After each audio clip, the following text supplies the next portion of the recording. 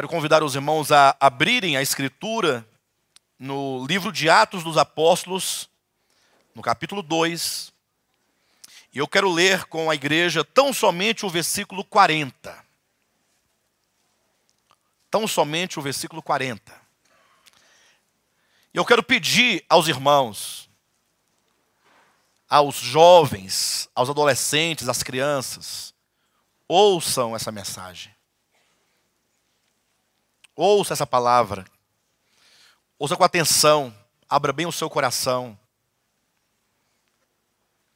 Atos dos Apóstolos, capítulo 2, versículo 40. Com muitas outras palavras, deu testemunho e exortava-os, dizendo: salvai-vos desta geração perversa. Aí eu quero que você olhe para o seu irmão, com muito amor, diga para ele: salvai-vos desta geração perversa. Que coisa maravilhosa, que palavra bendita. Salvai-vos desta geração perversa. E eu quero chamar a atenção dos irmãos, porque esse texto é um texto extremamente oportuno, uma vez que nós, à semelhança desses irmãos aqui, que ouviram essa mensagem de Pedro, essa mensagem foi o primeiro sermão que Pedro pregou, tão logo a igreja foi inaugurada. Ou seja, quando o Espírito Santo desceu ali no dia de Pentecostes, que a igreja do Senhor Jesus foi gerada, de fato, e foi estabelecida, e então Pedro ministrou essa palavra. E ele então, ao cabo dessa ministração, ele fechou o seu sermão, dizendo àquelas pessoas: salvai-vos desta geração perversa. E eu digo que esse texto é oportuno porque nós também, à semelhança desses irmãos aqui, nós também vivemos numa geração perversa. Na verdade, toda geração é uma geração perversa. Geração diz respeito a um tempo em que ali há pessoas que compartilham, talvez de uma mesma cultura, talvez dos mesmos hábitos, mas sobretudo pessoas que estão debaixo de uma mesma condução e de um mesmo agir espiritual. Os irmãos sabem que lá em Efésios, no capítulo 2, o apóstolo Paulo deixa muito claro que diz que Satanás, ele é o príncipe da potestade do ar. Aí ele diz: o espírito que atua nos filhos da desobediência. Então a Escritura nos declara que Satanás, enquanto o príncipe deste mundo, ou que seja o Deus deste século, ele é um espírito que atua nos corações. E nós não podemos fechar os olhos para essa verdade e para essa realidade espiritual, achando que não, que nós somos bons mesmos, e que nós somos capazes, e que nós podemos simplesmente vencer essas forças das trevas, simplesmente porque nós somos filhos e está tudo certo. Não, Satanás sabe que ele não pode tirar a sua vida eterna. Ele sabe que ele não pode te tocar na sua alma, nem sequer no seu corpo, se Deus não lhe der permissão. Ele sabe que nada ele pode contra os filhos de Deus, em razão da obra eterna que Jesus realizou. Agora, o que ele faz? Ele vai desistir de nós? Não. Ele, enquanto um espírito que age, ele vai agir sobre os homens e vai agir nos corações, na medida em que nós permitimos que ele plante em nós sentimentos ruins, que ele semeie em nós situações para que nós possamos minimamente ter uma vida cristã fraca, uma vida cristã derrotada, vida cristã derrotada. Um crente que poderia estar desfrutando do Senhor, estar vivo organicamente, mas não. Ele vai sendo vencido pelas tribulações, vencido pelas situações, vai sendo vencido por sentimentos, vencido pelos pecados, na sua experiência prática, e assim vai perdendo o reino. A verdade é, sabendo o maligno, que ele nada pode contra você, eternamente falando, porque ele não pode tirar a salvação eterna, que é eterna, e que foi dada de uma vez por todas, em razão do sacrifício de Cristo Jesus e da nossa fé. Ele então, sabendo que ele não pode fazer isso, ele vai fazer de tudo para ter o mínimo possível de algum lucro sobre a nossa experiência.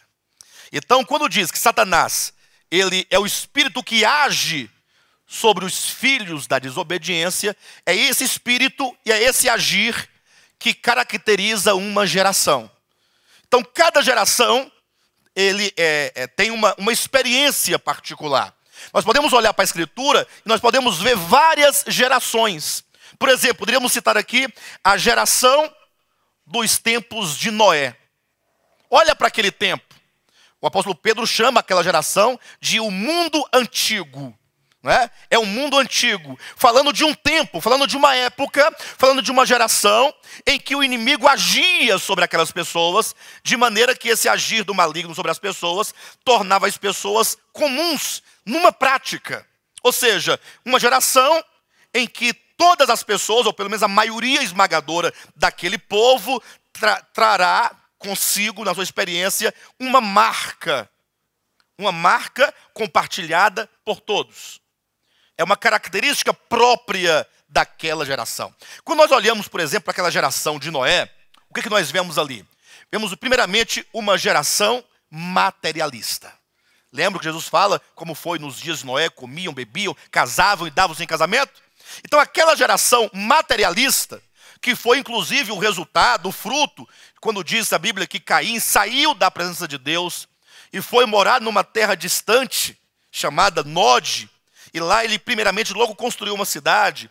Seus filhos começaram a inventar instrumentos cortantes, inventaram a agropecuária, inventaram o teatro, aí inventaram a música, aí foram inventando essas coisas. Gerou uma geração materialista, que levando os homens a viver para si mesmos e por si mesmos, tendo como início, meio e fim o próprio homem, aquela geração acabou se pervertendo a tal ponto que se tornou uma geração extremamente violenta. Foi quando então veio o dilúvio.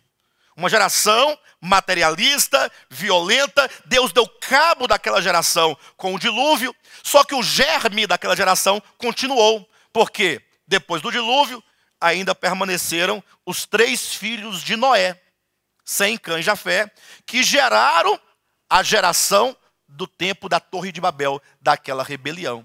Então, se os irmãos pegarem desde Noé até a Torre de Babel, verão que ali é um tipo de geração. Uma geração materialista, uma geração que se afasta de Deus, que se torna materialista, que se torna violenta e que agora não somente despreza a Deus, mas que se revolta contra Deus. É uma característica daquele tempo, uma característica daquele mundo. A história bíblica, ela traz de Gênesis capítulo 3, da queda, até esse momento aqui da grande rebelião, quando Deus estabelece um novo começo com Abraão. Em Abraão vai gerar um povo. Abraão, que gera Jacó, que gera Isaac, que gera Jacó, que gera as 12 tribos, e aí vem a nação de Israel. Aí a nação de Israel, no primeiro momento, eles vão se constituir um povo, e enquanto povo, vão constituir uma geração. O que nós vemos na geração do povo de Israel, depois que Deus os estabeleceu como povo na boa terra de Canaã? Qual era a marca central? O que caracterizava aquele povo? Caracterizava por um orgulho nacional. Em razão da circuncisão, porque Deus ordenou a Abraão a circuncisão, essa marca, né, lá no órgão genital masculino, que todo menino, quando nascia aos 8 dias de nascido, tinha que ir lá e fazer aquela que não era cirurgia. Não era cirurgia. Hoje se diz cirurgia. Naquele tempo era uma coisa totalmente espiritual, porque foi Deus quem disse, faça isso, é deste modo para servir de marca. É uma marca que Deus deu. Eu sei que alguns teólogos querem dizer, não, era uma questão de higiene, Deus é sábio. Nada disso. Basta ler Gênesis 17 e lá vai dizer por que Deus ordenou e orientou. Tem uma razão. Só que aquela circuncisão, o apóstolo Paulo vai explicar, era apenas o selo da fé que Abraão já tinha tido antes de ser circuncidado. Só que o povo de Israel não entendeu. E aí tornou-se uma nação orgulhosa, achando assim, ó, nós somos o povo de Deus, e ponto final, e quem não é filho de Abraão não é povo de Deus. E tem que ser do rebento de Isaac, não pode ser do rebento de Ismael, não. Tem que ser Abraão, Isaac, Jacó, portanto, vem agora os israelitas, que são os filhos de Israel. Jacó, que é Israel. Agora nós temos um povo totalmente orgulhoso, um povo que agora olhava para as outras nações e dizia assim: olha, nós somos o povo de Deus, vocês são tudo do diabo. Vocês estão todos perdidos e só nós que somos salvos. Isso gerou um coração totalmente orgulhoso, um coração totalmente presunçoso, de maneira que eles nem precisavam mais de depender de Deus, para nada.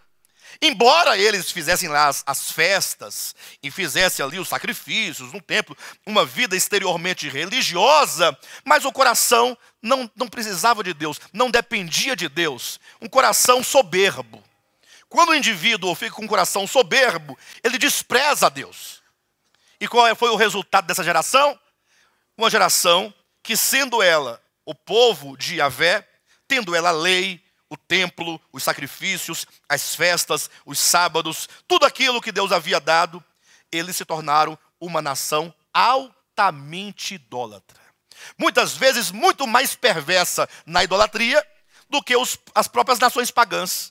Os irmãos podem ler a história do povo de Israel, irmãos verão que eles eram um povo que estavam constantemente, sob liderança dos seus reis, inclusive, construindo templos pagãos para deuses pagãos. Essa foi uma geração.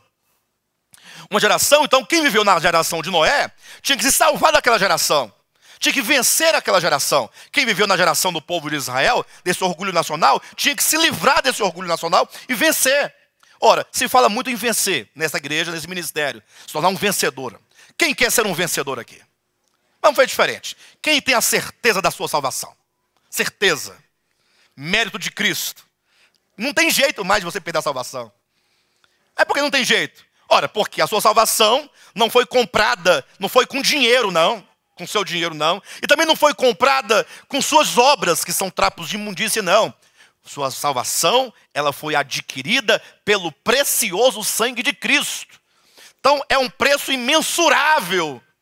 Então, está garantida. Agora, eu te pergunto, você então, uma vez salvo, agora deseja ser um vencedor, para que no dia do tribunal de Cristo, conforme 2 Coríntios, capítulo 5, versículo 10, quando você for julgado naquela perspectiva dispensacional em relação ao reino milenar, você seja aprovado por Deus e reine com Ele. Você quer ser um vencedor? Muito bem. Então, olhe para a geração de Noé e pense comigo, se você lá estivesse, você deveria vencer aquela geração. Deveria se salvar daquela geração, mas você não está lá. Se você estivesse na geração do povo de Israel, daquele orgulho nacional, você deveria vencer aquela situação. Porque quando você fala em vencer, o pessoal está preocupado com tanto de coisa. Preocupado com o sexo do Josué. Com gênero, com sexo, com essas coisas. Ou com óculos, ou com as calças, ou com a comida, ou com a bebida, ou com alguma coisa nesse sentido. E aí você está preocupado com tanto de coisas e você não está conseguindo ver exatamente qual é o ponto que você precisa vencer. Se você começar a deixar a vida de cada pessoa de lado e começar a olhar só para a sua, você já deu um passo muito bom. Inclusive, eu quero abrir um parênteses aqui, não precisa ser cortado, se não quiser, o Gilson vai decidir depois, mas vale a pena falar mais uma vez para os irmãos que estão aqui, para esse ministério, que o ministério apostolado de Volta à Palavra, ele há muito deixou aquela postura de perseguição e de controle da vida das pessoas. O que significa isso? Eu, Alexandre Rodrigues, na qualidade de líder desse ministério, não vou fiscalizar a sua vida e não vou determinar a sua vida. Não é porque o pastor Josué resolveu colocar um brinco na orelha. Ele vai colocar, é o problema dele. Eu não vou intervir. Pastor, mas você vai deixar? Eu deixar? Quem sou eu para deixar ou não deixar alguma coisa? Mas a igreja vai deixar? Mas a igreja não é nada para deixar ou não deixar. A função da igreja é pregar a palavra. A palavra. Porque a própria Escritura diz que cada um dará conta de si mesmo diante de Deus. Agora, é certo que a Bíblia também fala daqueles que lideram o povo de Deus, que eles hão de prestar contas das almas naquele dia. Só que não é no sentido de eu ter obrigado você a fazer uma coisa, não. É no sentido se eu neguei a vocês a verdade de Deus. Então, eu ensino. Os pastores pregam, ensinam. Os líderes estão aqui, ensinam. E aí você ouve. Agora você vive ou você não vive. Essa igreja é uma igreja de portas abertas. Todos podem vir. Todos podem vir. Mas pastor, todos? Todos. E congregar? Congregar. Tomar a ceia? Lógico. O pão sim, o vinho também. Pastor, pelo menos só o pão, não deixa o vinho de lado. Não, o pão e o vinho. Normal. Mas, pastor, mas e aí? Não, e aí que não muito longe dos nossos dias, eu estarei diante de Cristo, você estará diante de Cristo, todo mundo naquele dia, cada um vai pensar só em si. Porque não tem como chegar e falar, não, é porque o irmão fulano, não, esquece o irmão fulano, é você que será julgado, segundo o bem ou o mal que tiver feito por meio do corpo. Amém, queridos? Essa igreja de controle, não, nós não queremos mais. O único poder que a igreja possui é o poder da verdade. Não o poder do domínio, do controle, da coerção, da obrigação, da expulsão. Não. O Evangelho está nos levando a compreender que o povo de Deus são aqueles que se aproximam dele. E aí aqueles que se aproximam dele são de toda espécie, de todo jeito. Cada tipo de coração, de pensamento, de vida, de tanta coisa. E aí essa palavra que vai tratando, a igreja é a reunião dos que creem. Todos que creem podem se aproximar. Cada um com seus pecados, com as suas dificuldades. Aí essa palavra vai trabalhando. Essa palavra vai modificando. Essa palavra vai curando. Essa palavra vai restaurando. Ela vai transformando. Aí sim, aí o Espírito Santo é que faz a obra. Não o pastor Alexandre. Então, não me exijam isso. De sorte que, se você quer ser um vencedor, você então precisa reconhecer qual é a característica do seu tempo. Do contrário, você não vai vencer. Como é que você quer vencer se você não sabe o que você precisa vencer? A primeira coisa, antes de vencer, é identificar, afinal, qual é a característica da minha geração para que eu possa vencer essa característica e ser então um vencedor. Olha para o povo de Israel, que depois que eles foram para o exílio, eles foram em razão das suas idolatrias, eles quebraram a aliança que eles tinham com Yahvé, e aí eles foram para o exílio. Uma parte foi para a Síria, outra parte foi para a Babilônia, só que com o retorno deles, o retorno do reino de Judá para Jerusalém, começou uma nova geração. Foi exatamente ali, depois que nós lemos ali Esdras e Neemias, Ageu, Zacarias e Malaquias. Esses 5 livros, atenção igreja, atenção. Esses 5 livros, Esdras, Neemias, Ageu, Zacarias e Malaquias, são os livros do Antigo Testamento que são pós-exílicos. Foram escritos em razão da volta, do retorno do exílio babilônico. E aí, com o retorno do exílio babilônico, o povo de Israel assume algumas características. Primeiro, eles não terão mais rei a partir de então. O último rei que teve foi quando foi para o exílio. Dali para frente, o povo de Israel não tem mais rei. Certo? Não vai ter mais nenhum rei. Com esse retorno não tem mais rei. Segundo, não tem mais profetas. Além desse, o último profeta foi Malaquias. Depois acaba a era dos profetas. Há um intervalo de 400 anos entre Malaquias e Mateus. Então eles não tinham rei agora e não tinham o quê? Profetas. Eu pergunto, quem cuidava então do povo, espiritualmente falando? Não tem rei, não tem profeta. Aí surgiu uma casta sacerdotal de uns tal de anciãos do povo e um sumo sacerdote e um tanto sacerdote que construíram um tipo de um controle e um domínio sobre a nação. Eles começaram a obrigar as pessoas a viverem de acordo com a lei, quando eles próprios não conseguiam fazer nada da lei.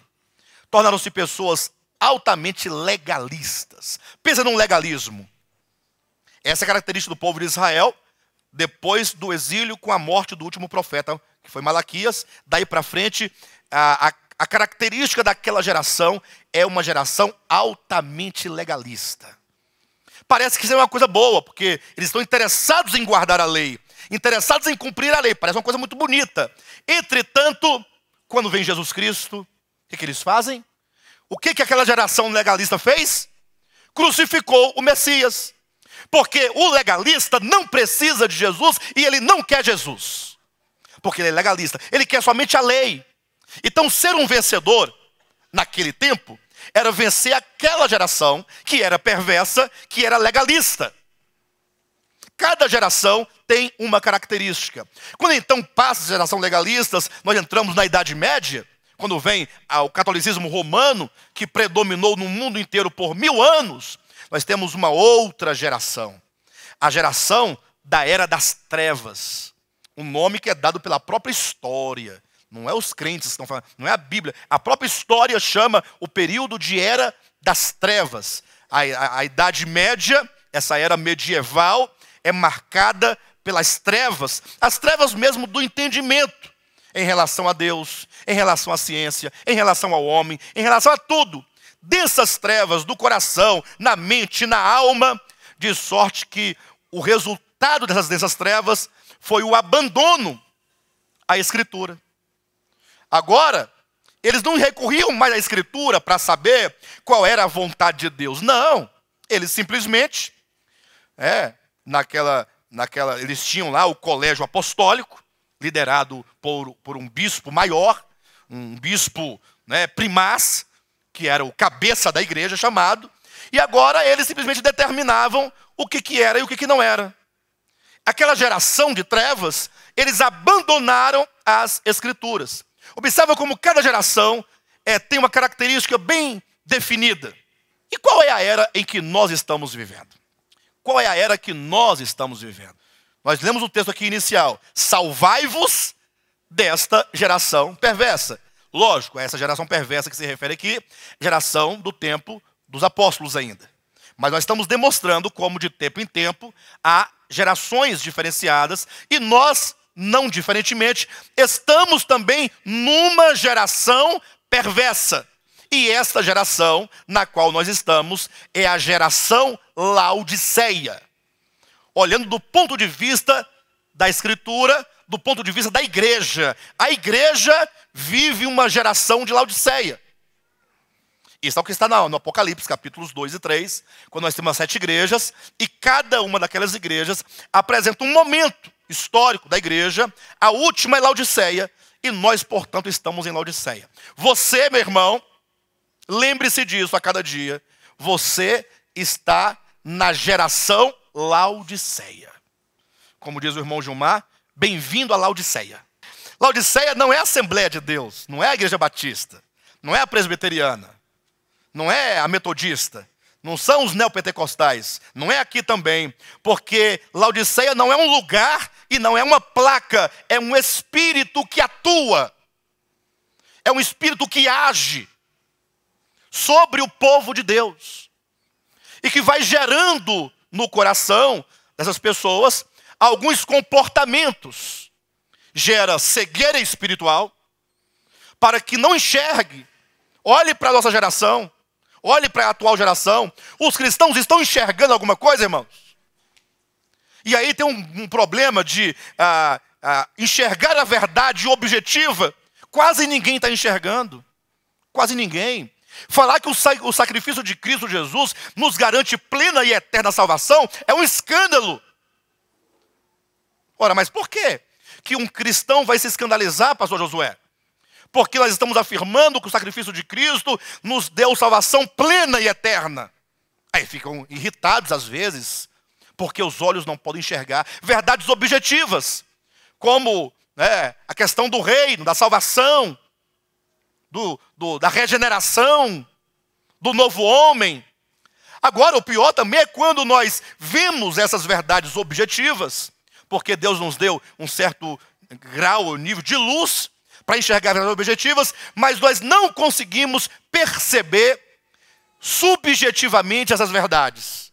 Ou seja, você tem intelectualmente a compreensão, mas a sua vida são trevas. Ou seja, você espiritualmente, em relação à vida com Deus, você está cego. Você não consegue perceber a sua condição. A geração Laodiceia também é caracterizada pela pobreza espiritual. É um povo extremamente pobre, miserável, de experiências genuínas. Quando se fala de experiência, logo de não, pastor, nós temos, sua igreja não tem experiência nenhuma. Está o povo todo mundo sentado lá, olhando. Você tem que ir para uma igreja onde você pode ser batizado com fogo, né? O Espírito Santo, falar em línguas, ter visões, arrebatamentos, desmaiar, cair, rolar. Isso não é experiência espiritual. Absolutamente não é. Basta você ler a Escritura, não precisa discutir comigo. Você lê as Escrituras e compara a Bíblia com o que se chama de experiência neopentecostal. É porque o fulano, ele ora e o povo é curado, ou ele ora e acontece isso. Aí vem aquele tanto de testemunhos, eu fico imaginando, engraçado. Por que os homens, eles buscam tanto uma prova material da sua fé? Por que isso? Por que tem que ter uma prova material da fé? Aí você observa que essas experiências e testemunhos estão em todos os lugares. Até no catolicismo agora tem também. Espiritismo tem. Budismo tem. Todo lugar vai ter alguém contando a sua experiência. Que viu, que foi arrebatado, que teve uma viagem transcendental e que viu isso, viu aquilo outro, curou não sei quem, foi curado não sei de quê. Está todo mundo, eu pergunto, mas está todo mundo tendo experiências, qual que é a de Deus aqui? Aí cada um fala, não, a de Deus é a minha. a minha que é a de Deus. E a dos outros? A dos outros é do diabo. Já observou que quando um evangélico tem visão, ele vê um cachorro preto passando dentro de casa, um vulto preto, sempre é preto, né? Uma nuvem preta. Observaram? Quando o evangélico vê isso, o que ele fala? Ele se alegra e fala, dom de visão. Eu tenho dom de visão. Quando uma pessoa que não é evangélica vê alguma coisa, é demônio. Estou mentindo? Está endemoniado. Pode orar que sai, isso aí é coisa, demônio atrapalhando a sua vida, é obra de macumbaria. Quer dizer que o evangélico vê é dom espiritual. Aí quando o evangélico vê, é demônio. É assim que nós somos. Nós vamos categorizando as coisas e definindo. Porque experiências com o Espírito Santo são experiências. E a palavra experiência já está dizendo que você sofreu mudanças. Se você tem experiência, você sofreu mudança. Se você, por exemplo, passar por uma enfermidade difícil e você vencer aquela enfermidade, se você não sofreu mudanças profundas na alma, no coração, com aquela situação, então você não teve experiência alguma. Experiência, sair de você mesmo. E então, quando você tem experiência com o Espírito Santo, a sua vida muda. Lógico que não muda da água para o vinho, do dia para a noite. Mas na medida que você vai tendo experiências, a sua vida vai modificando. Mas vai modificando como você se sente melhor do que os outros. Quanto mais você diz ter experiência com Deus, e se sente melhor do que os outros, significa que você não teve experiência nenhuma. Porque quanto mais experiências verdadeiras você ter com Deus, mais você vai se sentir inferior aos outros. Você não vai poder julgar as pessoas. Você não vai se ver melhor do que as pessoas. Até no Querigma, aqui na sexta-feira passada, ficamos aqui conversando com grupos de irmãos, e a irmã Salete comentou assim, pastor, como os irmãos todos, né? Cada dia que eu ouço essas mensagens aqui, é uma coisa muito boa, entretanto, eu vou me sentindo agora como todo mundo. Essa palavra me faz me sentir como todo mundo. Ou seja, está tudo igual agora. Ou seja, alguma coisa que me diferenciava, eu estou agora explicando o que ela tentou dizer, agora foi tirado. E o que tinha que foi tirado?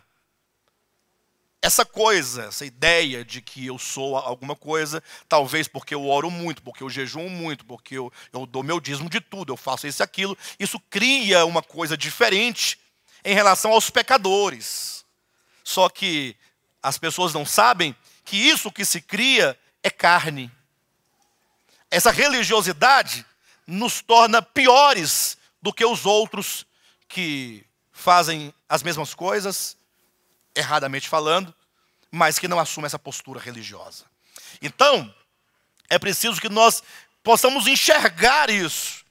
A necessidade de riquezas espirituais. A Laodiceia, ela é caracterizada por esse espírito. E, sobretudo, por um espírito de soberba. Atenção. Sobretudo, Laodiceia é caracterizada por um espírito egoísta. De individualismo. É uma igreja fraca porque perdeu a concepção de ser igreja. Irmãos, essa palavra que nós temos aqui, que nós pregamos todo final de semana, na quarta, na terça, no domingo, nos grupos familiares, isso aqui é para ser uma bomba. Isso aqui é para ser uma coisa fantástica. Fantástica. Eu não sei qual a ideia, não sei se isso é o espírito da Laodiceia que não nos permite ver, mas quando você olha para o cristianismo, e você ouve, e você vê, até mandaram um zap para mim ontem, né? Sabe que o grupo Diante do Trono tem uma loja. Sabem disso? Loja de coisas, de acessórios, de roupa, não tem isso? Aí agora, a cantora lá principal lançou um brinco de gota, formato de gota, ela fica assim na foto, de gota. Aí, mano, compre o seu brinco de gota que Deus vai mandar as gotas de bênçãos na sua vida. Coisa ridícula. Que coisa ridícula. Coisa horrível. Isso é horrível. Só que está todo mundo feliz comprando brinco de gota. E aí esse brinco ele deve valer mais que os outros, porque além de ter o formato de gota, ainda está na orelha da Ana Paula Valadão. Ai, o brinco da Ana Paula. E não basta ser o brinco da Ana Paula, é o brinco das gotas de bênçãos. Que tolice! Que ignorância! Aí vem a conferência, as 4 maiores verdades, e nós desprezamos. E nós não ficamos entusiasmados. Porque o que nos entusiasma são os brincos de gotas. O que nos entusiasma é ver um pregador anunciando que vai distribuir dentes de ouro. Ah, o povo vai ao delírio. Vai ao delírio. Queridos, em nome de Jesus, o que está acontecendo conosco? É essa era de Laodiceia. Pede a Deus misericórdia na sua vida. Começa a clamar: Senhor, tem misericórdia de mim e me faça ver, me faça enxergar que nós estamos extremamente abençoados, num lugar riquíssimo, pela graça de Deus, pela misericórdia de Deus, uma palavra puríssima. Uma palavra libertadora, que cura, que salva a alma, que te liberta dos cativeiros todos, do pecado, da tradição, dos homens, do diabo, do mundo, de tudo. Ainda te faz um vencedor.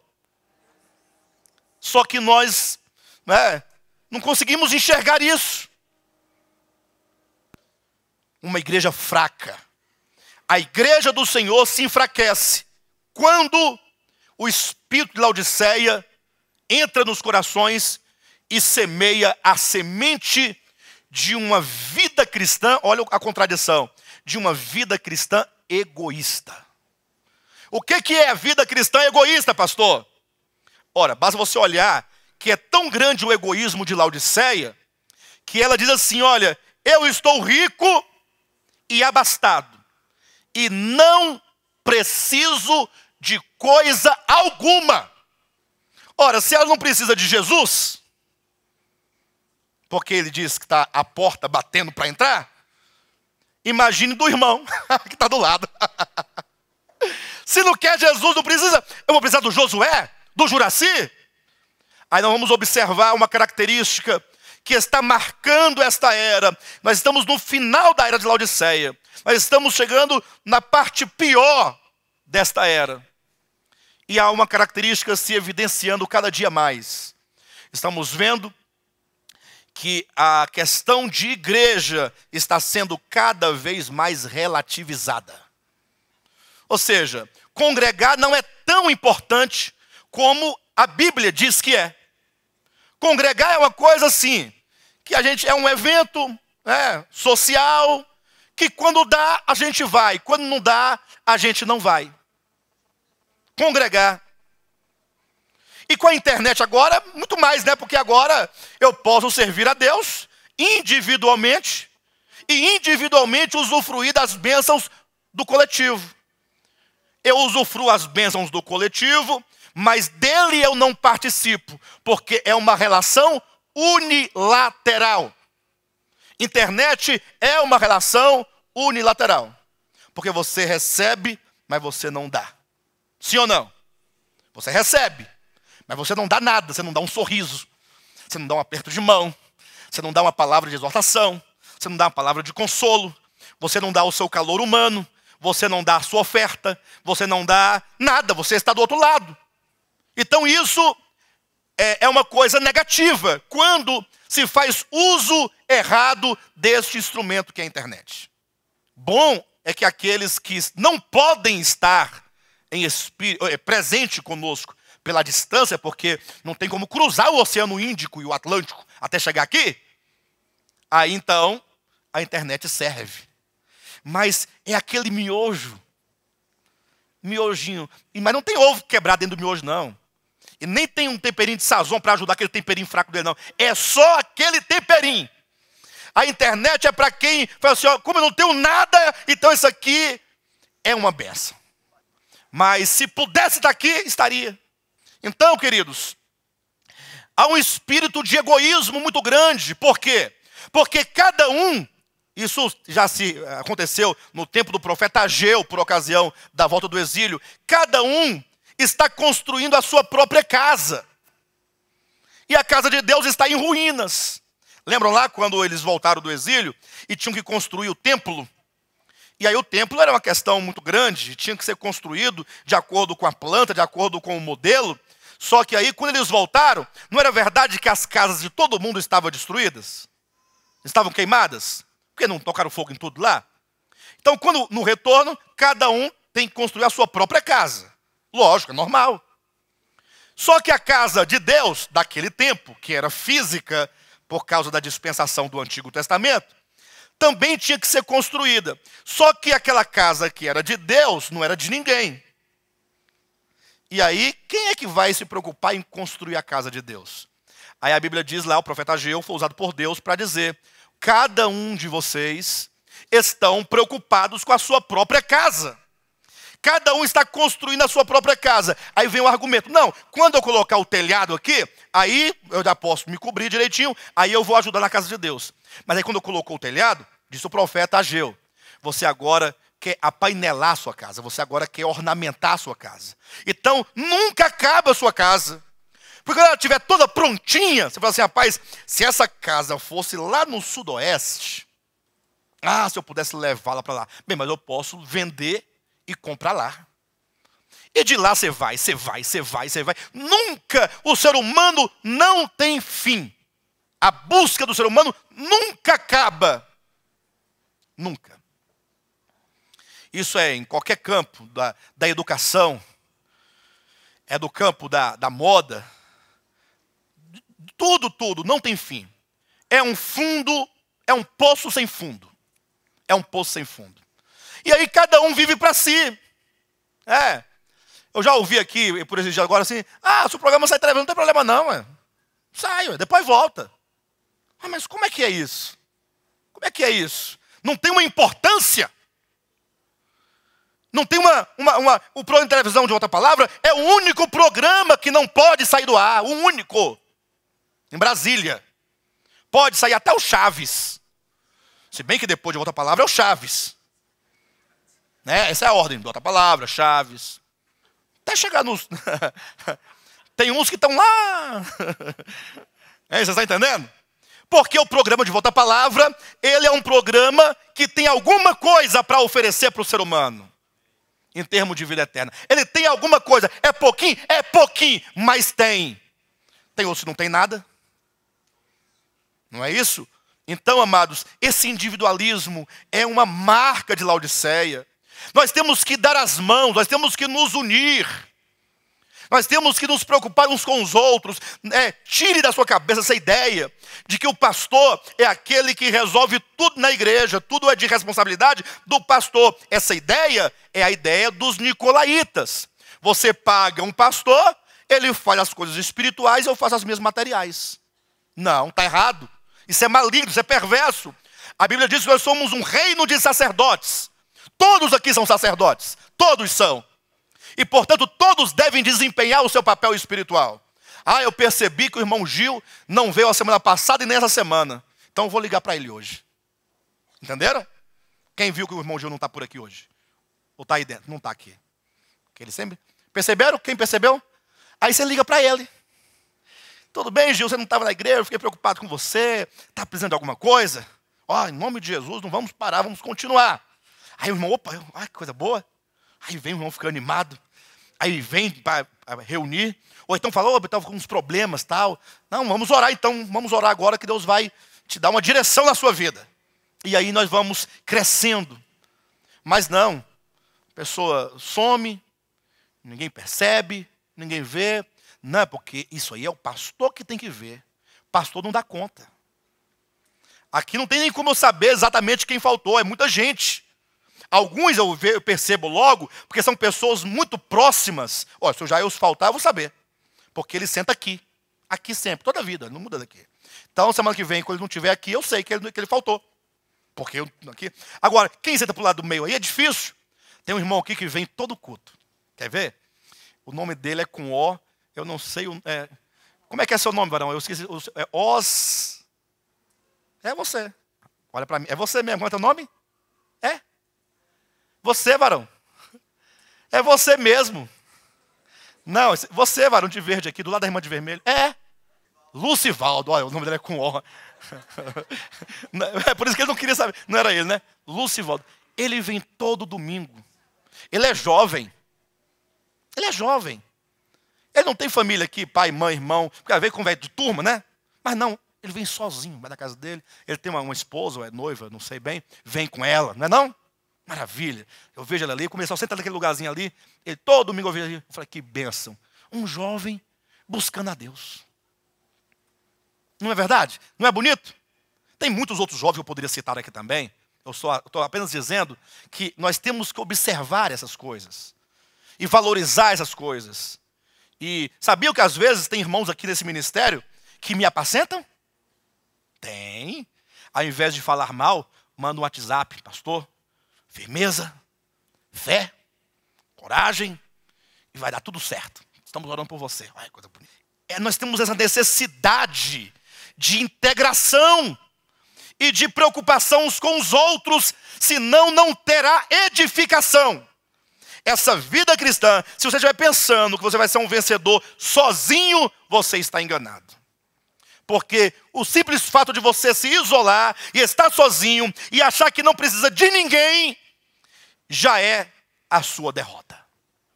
Já é a sua derrota. A edificação da igreja, ela é necessária. Ou a sua edificação na igreja, a minha edificação é necessária para que nós possamos reinar com Cristo. Ser um vencedor implica ser edificado. E essa edificação se dá em 3 planos. 3 planos. Abra sua Bíblia rapidamente, por gentileza, em Efésios capítulo 2. E veja aqui os 3 planos em que acontece a edificação da igreja. Capítulo 2 de Efésios, versículos 19 em diante, diz assim: assim já não sois estrangeiros e peregrinos, mas concidadãos dos santos e sois da família de Deus. Olha o aspecto coletivo aqui, vocês percebem?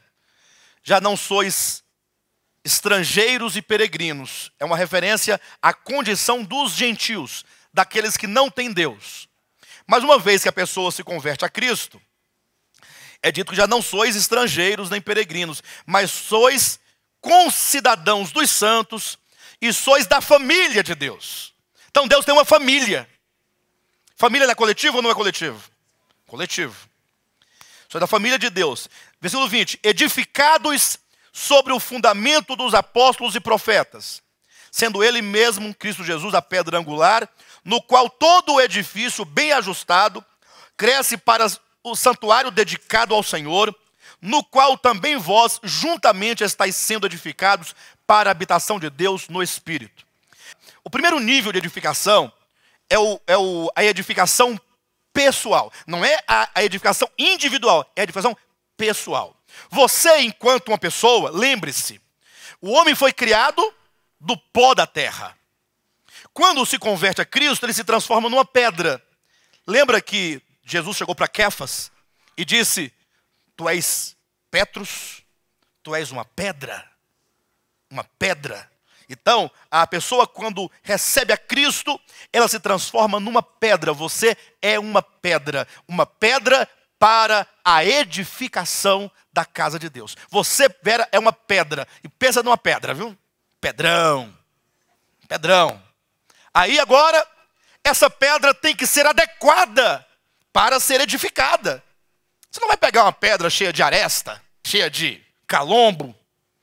Ela tem que ser adequada. Então essa pedra tem que passar por um processo de adequação para ser edificado. De sorte que essa própria pedra, ela tem que ser transformada em pedra preciosa. Porque a Nova Jerusalém, que é a casa de Deus, que é a noiva do Cordeiro, ela é cravada de pedras preciosas. Então você era barro, tornou-se pedra. Então diga, eu sou pedra.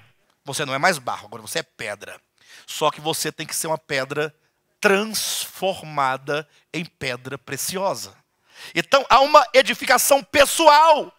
Ou seja, a razão de nós sermos igreja e de termos essa vida de igreja e essa continuidade de igreja é porque você precisa de mudanças. Mudanças profundas na sua alma, no coração, na mente. Todos nós temos que ser transformados. Só que nós perdemos muito tempo com um tipo de vida cristã meramente objetiva. Ou seja, uma vida cristã que era definida por aquilo que você vestia e comia e comandava. Aí você perdeu tempo, nós perdemos tempo. Aí um dia nós abandonamos tudo isso é tudo bobagem, e agora vamos nos preocupar com a nossa alma, porque Jesus foi claro quando disse, aquilo que entra no homem, no corpo do homem, não pode contaminá-lo. Pode contaminar? Mas então quer dizer, não quer dizer nada, para de bobagem. Jesus está dizendo que aquilo que está fora não pode contaminar. Até porque aquilo que está fora geralmente é definido pela cultura. Isso muda de lugar para lugar. Agora, aquilo que está dentro do homem, isto sim contamina. Então, onde é que está o problema nosso? Dentro. E é esse dentro que tem que ser resolvido. Então você, enquanto uma pedra, precisa de ser transformado. Coloque isso como alvo principal da sua existência. Porque ainda que você venha morrer, isso vai contar do outro lado. Isso vai contar do outro lado. Então essa mudança, então você tem que reconhecer, sou pedra, mas uma pedra que precisa de ser transformada. E uma vez transformada também tem que ser lapidada, tem que ser burilada, tem que ser preparada. É o primeiro plano de edificação, é o pessoal. Só que ninguém é trabalhado numa pedra ou pedra preciosa para ser edificado sozinho. Aí vem um segundo plano. Está aqui, ó, capítulo 2, versículo 21. Diz, no qual todo o edifício, está falando agora de todo o edifício, ó, bem ajustado, cresce para santuário dedicado ao Senhor. No qual, nesse edifício completo, no qual também vós, juntamente, estáis sendo edificados. O que é isso aqui? No qual também vós. O que os irmãos entendem disso? No qual, fala de todo o edifício, é o terceiro plano de edificação que eu vou mostrar, todo o edifício, mas é dito, no qual também vós estáis sendo edificados. O que é esse também vós? Simples. Paulo está escrevendo para alguém, não está? Então esse vós é a pessoa para quem ele escreve. E para quem que ele está escrevendo? Para mim? Ele escreveu para mim? Para vocês? Para esse ministério? Para quem que Paulo escreveu? Isso aqui é uma carta. Ele endereçou a carta. É lógico que a carta tem uma aplicação a toda a igreja, onde estiver. Mas quando Paulo escreveu a carta, ele escreveu carta à igreja de Éfeso. O que é a igreja de Éfeso? Era uma igreja como esta. Aqui. Os irmãos se conheciam. Em Éfeso tinha presbíteros. Viu, pastor Fernando? Está lá em Atos capítulo 20. Claramente. Paulo reuniu na igreja de Éfeso os presbíteros para poder ter um diálogo com eles. Então era a igreja que tinha presbíteros, que sejam bispos, pastores, que tinha os santos, que se reunia para orar, que se reunia para ler a palavra, se reunia, fazia conferência, digamos, nos termos de cada um. Enfim, então quando ele diz, no qual também vós, é porque o primeiro plano é pessoal. O segundo plano é o coletivo individual. O que é o coletivo individual? Nós não somos coletivos? É um coletivo aqui? Só que nós somos uma unidade em relação a tantos grupos como este no mundo inteiro. Então agora nós somos edificados aqui, ó. Essa comunidade, ela tem que ser edificada. E todos nós, num terceiro plano, como diz o versículo 21, no qual todo o edifício é a edificação de todos os santos ao longo de todos os tempos. Podemos pensar, Paulo faz parte desse edifício. Todos os santos, onde quer que esteja, faz parte desse edifício. Todo o edifício é a plenitude da igreja, que não é local e não é temporal. Ao passo que também vós é uma igreja local. Ao passo que o pessoal é cada um na sua necessidade pessoal. Vamos colocar na sua individualidade. Não é? Você vê que a palavra individualidade me parece que ela diz exatamente o contrário do que parece significar. Não é ou não? Porque se é indivíduo, é não divisível. Ao passo que nós entendemos indivíduo como aquele que se separa para se isolar como sendo ele um ser sozinho. Então a palavra diz exatamente o contrário. A palavra estranha que nós usamos para dizer uma coisa e ela quer dizer exatamente o contrário. Não é? Enfim, então há 3 planos de edificação. O plano pessoal, o plano de uma igreja local e o plano da igreja no seu aspecto geral. Então, igreja tem a igreja, enquanto um projeto de Jesus Cristo, um projeto de Deus, tem uma importância tremenda. E Laodiceia perdeu, nesses últimos dias finais de Laodiceia, está perdendo a noção da importância da igreja. Está perdendo a noção do ser igreja. E está relativizando o ser igreja. Isso em nome de um individualismo muito grande. Então, assim como Pedro dizia, salvai-vos desta geração perversa, hoje nós queremos pegar essas palavras de Pedro e trazer para o nosso tempo, para todos nós, e repetir, dizendo, salvai-vos desta geração de Laodiceia, que é uma geração perversa. A marca de Laodiceia é o egoísmo. Essa é a marca. Se você ler a carta, você vai perceber que porque é uma igreja totalmente ególatra, completamente, ela agora se torna cega, se torna pobre, se torna miserável, se torna nua, destituída, porque ela se isolou em si mesma quando disse, eu estou rico, e não preciso de coisa alguma, inclusive de vocês. Isso é uma arrogância tremenda. Então nós temos que restaurar esse espírito de igreja. É preciso. Olha, nosso ministério tem pelo menos aqui 3 reuniões oficiais. Na terça-feira, há a reunião de oração. Eu tenho até visto que alguns irmãos têm se mobilizado para vir à reunião de oração. Né? Venham à reunião de oração, venham orar. Eu sei que sempre foi uma reunião um pouco deficiente, sempre foi. Mas me parece que agora está ajustando. O pastor Fernando está aí, com o pastor Moisés, os dois, parece que vão se ajustar e vai ficar muito boa essa reunião. Aí você vem, faz o quê? Aí vem orar. Aí se eu não sei orar, eu vou ouvir a oração do outro e vou ficar concordando com ele.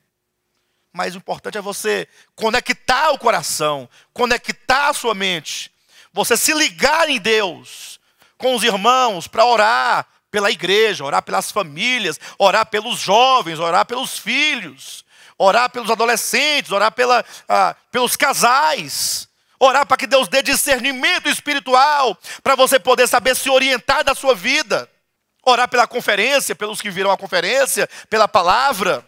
No dia, sobretudo, o pregador, ele tem que estar sadio, estar bem, espírito, alma e corpo. Espírito sadio, alma problemática, emburrada, não flui. Flui. Alma animada, espírito animado e corpo doente, não flui. Senhor, cuida do teu servo. Que o espírito dele esteja vivo, ore por mim desse jeito. que a alma dele esteja livre de qualquer sentimento ruim, liberta aquela alma, uma alma aberta, uma alma ampla e um corpo saudável, segura a coluna dele, para poder a palavra sair, fluir, para alimentar. Ore para que Deus não dê um dia muito quente. Ele pode até dar um dia quente, mas você não pode pedir não. Senhor, para poder ter um clima mais agradável, para o povo não ficar muito incomodado.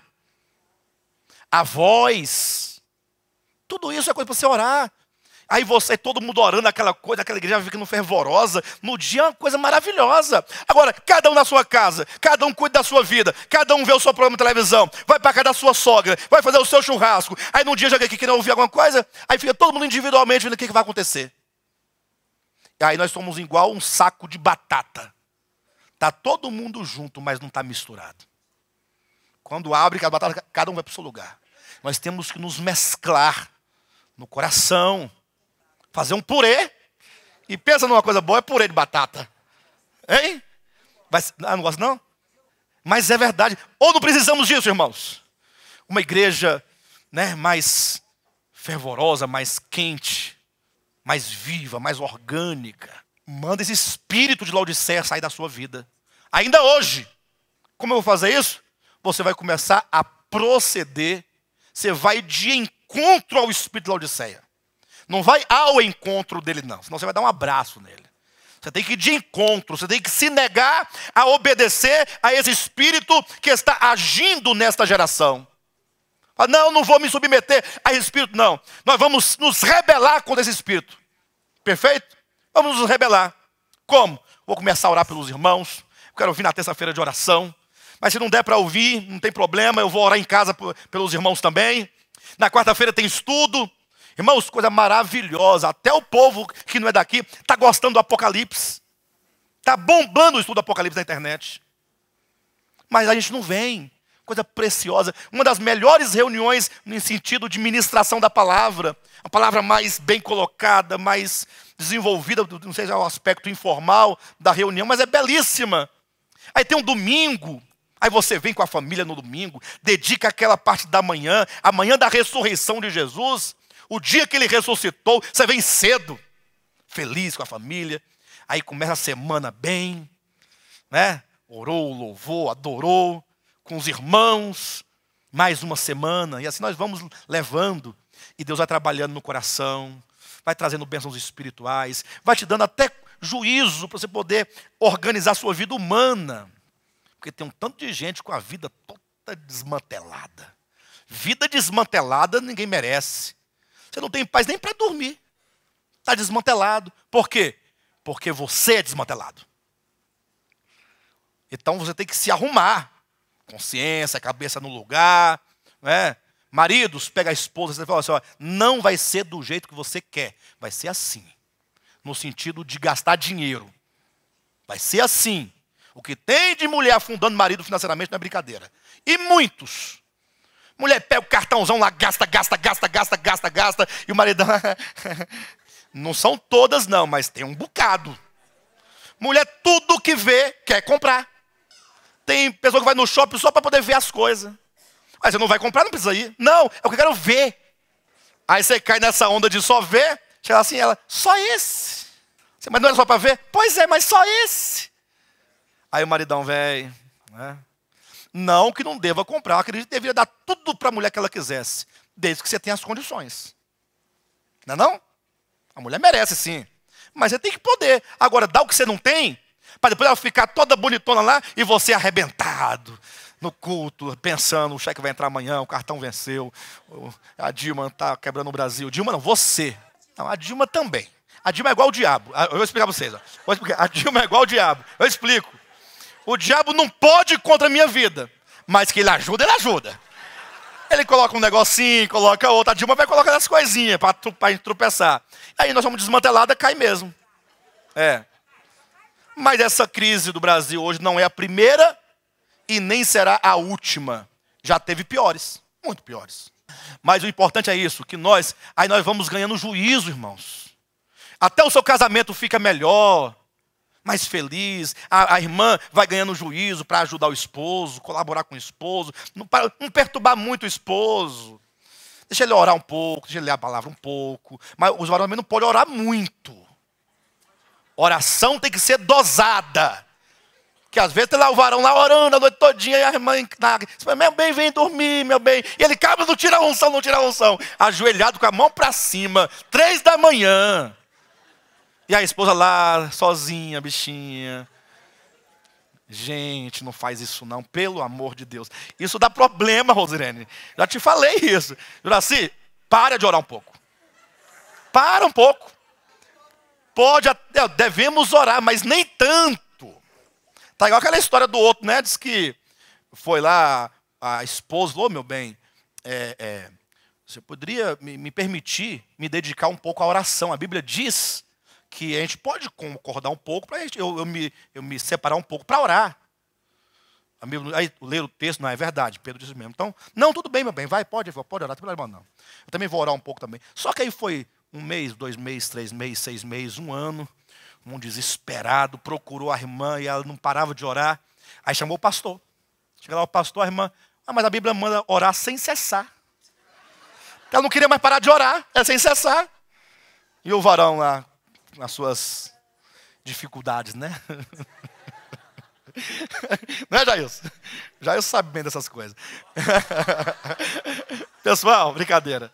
Mas é isso mesmo. Então, a igreja, quando a igreja está reunida organicamente, atenção que eu estou acabando agora, que está envolvida ali, o Espírito Santo ensina tudo. Ensina a palavra, orienta o juízo, orienta os negócios, ele equilibra tudo, porque, afinal, para ser sal da terra, significa que você é uma pessoa que tempera, uma pessoa equilibrada. Então, todos os aspectos o Espírito Santo trata de nos ajudar. Ele não fará por nós, mas ele nos dará todas as ferramentas necessárias para nós podermos colocar uma vida cristã prática, saudável, vencedora e até louvável pelos homens quando virem e falam assim, pai, mas que povo maravilhoso, que povo ajustado. É na palavra, é no casamento, é no negócio, é nisso, daquilo. Aí você compra, você paga. Você não tem que fugir de ninguém. A pior coisa é você estar no mercado, aí você entra no corredor, quando você olha quem está vindo do lado de cá, o credor. Aí você volta um carro. Né? Gente do céu, pensa numa coisa. Você chega em código para ver se ele não te vê. O que foi, Rosirene? Gente, não faz isso não. Tudo isso é falta de Deus. Falta de uma orientação divina no entendimento, no juízo, no coração, na alma. E nós vamos conseguir isso aí. E nós vamos reinar com Jesus Cristo. Todos nós. Todos aqui. Ninguém vai ficar de fora. Então vamos mandar esse espírito para o inferno. Amém? Salvai-vos desta geração perversa. Amém? Glória a Deus.